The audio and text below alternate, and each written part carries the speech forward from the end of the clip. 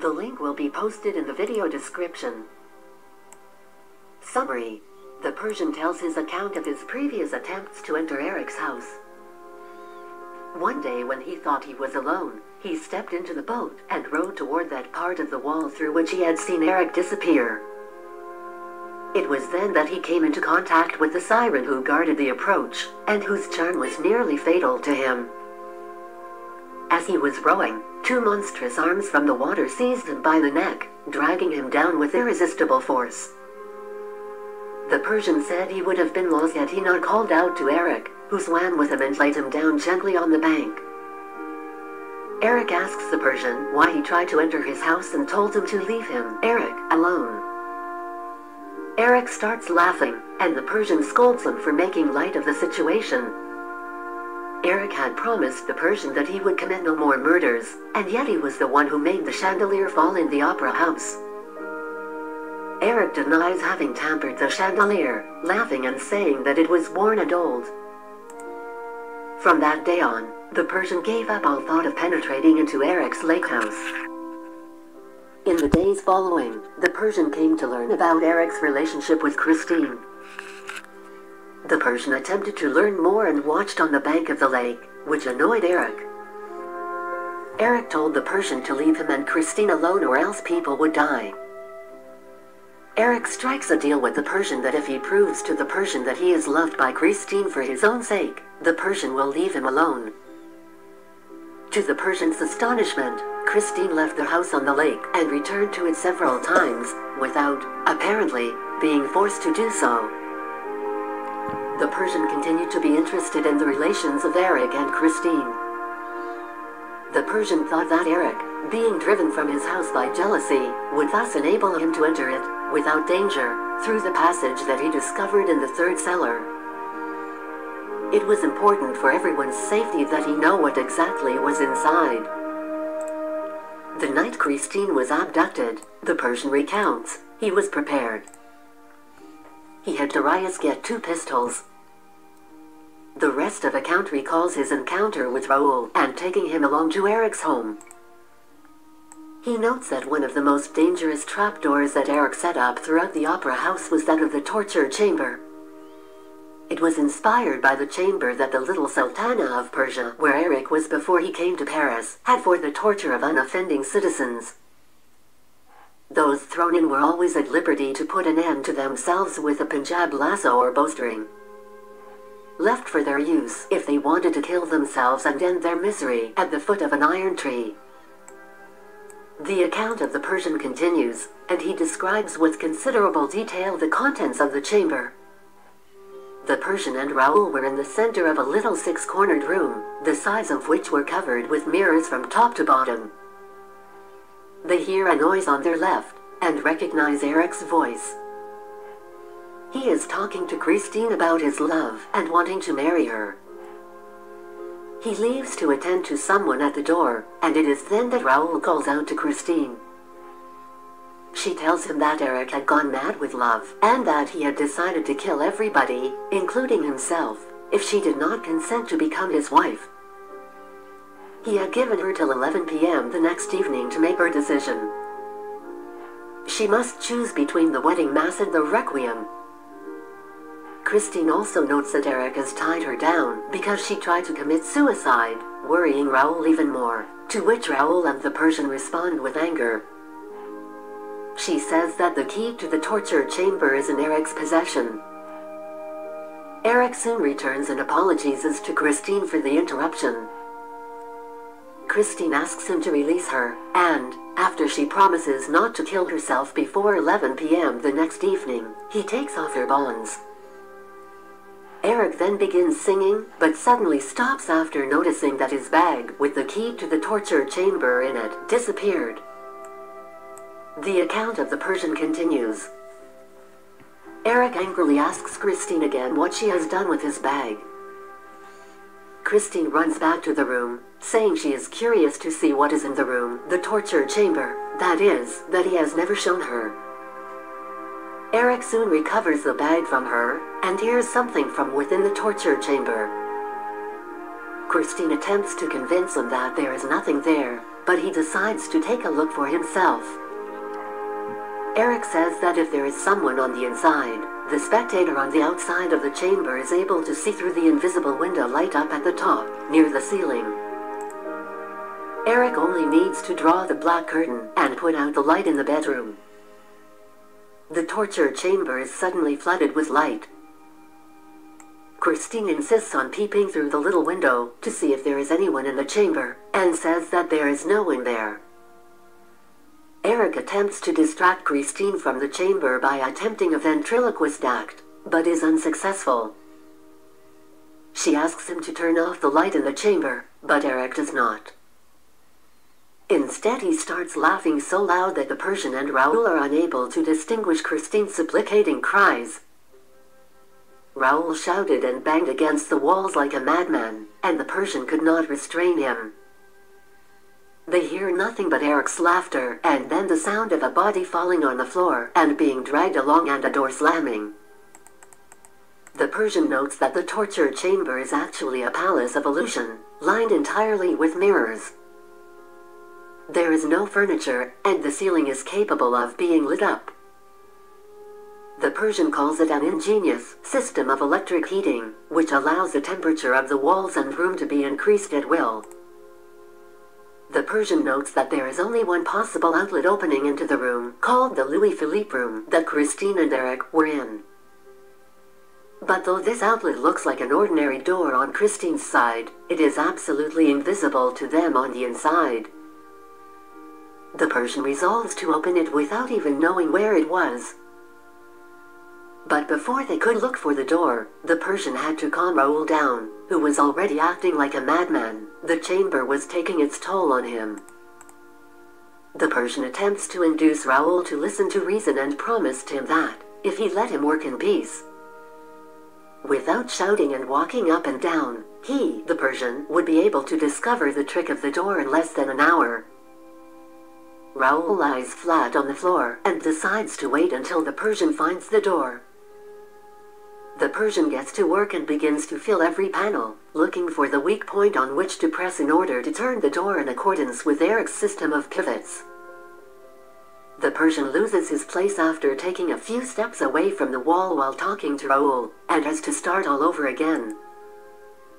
They repeatedly have to take their coats off and put them on again, to cool down but also to protect against the heat. It is soon nighttime, but the heat does not go away with the daylight. The idea that Erik was probably in the room beside them, working his trick, made the Persian suddenly resolve to enter into a negotiation with him. Because he, the Persian, thought that they needed to give up any hope of taking Erik by surprise. The Persian began shouting, but to no avail. The heat becomes so intense that both of them roll on the floor with a hoarse cry of despair. The Persian sees a groove in the floor near the Punjab lasso, specifically a black-headed nail that yields to pressure. The Persian pushes it, opening a cellar flap in the floor. Cool air comes up from the black hole below. The Persian thrusts his arm into the hole and comes upon a staircase leading into the cellar.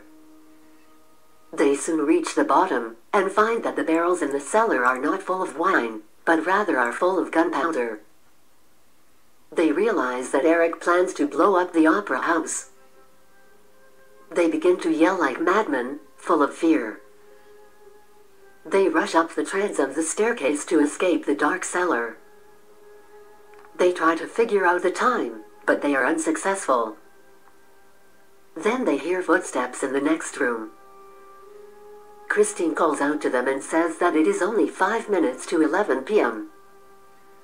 Erik comes into the room, and the Persian attempts to talk to him. Erik tells him to keep quiet and wait for Christine to make the decision. They wait in silence, and Raoul begins to pray, realizing there is nothing else that could be done. Christine decides to marry Erik. As a result, water rises in the cellar, above the barrels, and the Persian and Raoul drink the water to their satisfaction. The floor of the torture chamber soon becomes like a lake as the water continues to rise. They yell to Erik to shut off the water, but in the dark, the water seizes and freezes them. Their arms become entangled in the effort to swim. They choke and slowly lose their strength. Before losing consciousness, the Persian seems to hear someone ask if there are any barrels to sell. The previous chapter marks the conclusion of the written narrative of the Persian. It turns out Christine saves Raoul and the Persian. When the Persian opens his eyes, he finds himself lying on a bed. Raoul is on a sofa, beside a wardrobe. Erik asks the Persian how he is doing. Christine does not say a word, walking about noiselessly. Erik says that Raoul came to long before he, the Persian, did. Raoul is well and is asleep. Erik leaves the room and returns with some little bottles that he places on his mantelpiece. He tells the Persian that he will take both of them up to the surface of the earth to please Christine, his wife. Eventually the Persian falls asleep and does not wake until he is in his own room, nursed by Darius, who tells him that the night before, he was found propped against the door of his flat, where he had been brought by a stranger. As soon as the Persian recovers his strength, he sends to Count Philippe's house to inquire after Raoul's health. The answer is that Raoul was nowhere to be found, and that Philippe was found dead on the bank of the Opera Lake. On the Rue Scribe side, the Persian figures that Philippe, attempting to enter the underground labyrinth in search of Raoul, was killed by Erik's siren. The Persian, determined to tell the press about what happened, is writing his narrative just as Erik knocks on his door. Erik looks extremely weak and leans against the wall. Erik says that the death of Philippe was an accident, and that he was too late to save him. The siren had already killed him. Erik has come to the Persian to tell him that he is going to die of love. Erik says that he kissed Christine on her forehead, and that she did not draw back her forehead from his lips. Erik says that although he took the Persian up to the surface, he locked Raoul up in the communist dungeon, which is in the most deserted and remote part of the opera, below the 5th cellar, where no one ever comes, and where no one can ever be heard. Then Erik came back for Christine, who was waiting for him. Both Erik and Christine cried together, and Erik then told her that she could marry Raoul when she pleased, because she had cried with him, Erik, and mingled her tears with his tears. Erik's emotion is so great as he is telling the Persian his story that he has to tell the Persian not to look at him. The Persian's heart is full of pity. Erik says he ultimately released Raoul and took him to Christine. Christine and Raoul kissed, and Erik made Christine promise that she would come back and visit him. Then Christine kissed Erik on the forehead. The Persian asks Erik no questions, reassured that Christine and Raoul were going to be together. Erik resumes his mask and tells Persian that when he is nearing his end, he will send for him. The Persian sees Erik to the door of his flat, and Darius helps him down to the street. Erik steps in the cab, and the Persian hears him tell the driver to go to the opera. 3 weeks later, the Epoque newspaper publishes an advertisement that Erik is dead. Leroux notes that there are many proofs of his existence within the reach of everybody, that they can follow Erik's actions logically through the whole tragedy of the Chagnis. Raoul and Christine one day take the train from the northern railway station of the world. Mama Valerie has disappeared around the same time. The Persian alone knew the whole truth and held the main proofs, which came to him with the relics promised by Erik at the time of his death. Leroux debunks many of the mysteries of the ghost. How he took the money from the managers through a trap box that was within a couple of inches from Richard's desk chair, and even how he projected his voice within box 5, the column in the box. Presented the appearance of solid marble, where in fact it was actually hollow. He also notes that Erik was born in a small French town called Rouen and ran away from his father's house, where his ugliness was a subject of horror and terror to his parents. He frequented fairs and circuses for some time, and then went to the Persian Empire, where the Shah took a liking to him. Having built an impenetrable and magnificent palace for the Shah, Erik was seen as a liability because he might give away the information to someone else. He was thus put to death, but the Persian saved him, and then the Persian moved to Paris. Erik went to Asia Minor and then to Paris, where he tendered for part of the foundations in the opera. The rest is the subject of the book itself. The skeleton was lying near the little well, in the place where Erik held Christine fainting in his arms, on the night when he carried her down to the cellars of the opera house. Analysis. Most of the final chapters in the book are written from the perspective of the Persian, and we see the climax of the story. After Christine agrees to marry him, Erik floods the torture chamber with water. The Persian and Raoul scream for help, and after some pleading from Christine, Erik saves them. Emotions are high, and Erik seems to be softening immediately as a result of Christine's agreement to marry him. What we also see is the absence of any action-taking or decision-making on the part of Raoul. His character lacks almost all agency and importance in the final part of the story. Aside from yelling, banging on the chamber walls, acting fatalistic, and swimming for his life, Raoul does not do much. In fact, nothing he does helps Christine or the Persian in any significant way. Leroux seems to be suggesting that, in the end, Raoul the madman was really just all show.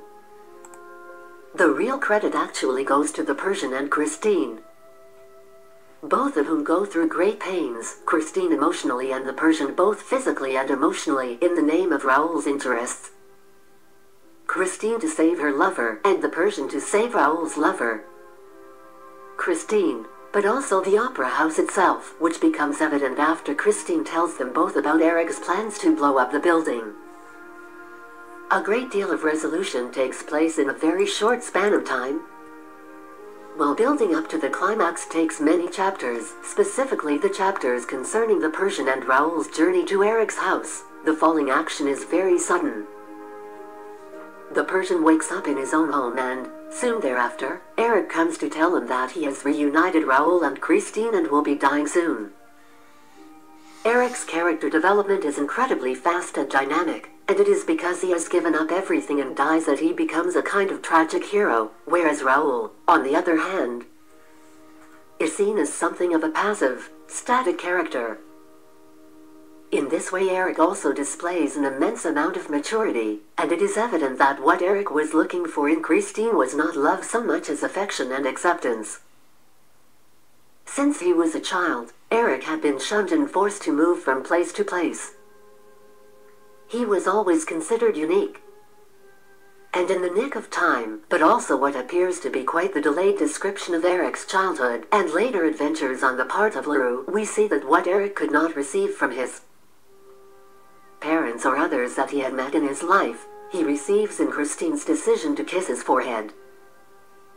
All it took was one kind, accepting hard for Erik to change his outlook on life. In a heartbeat, he went from being selfish and immature to being generous, big-hearted, and empathetic.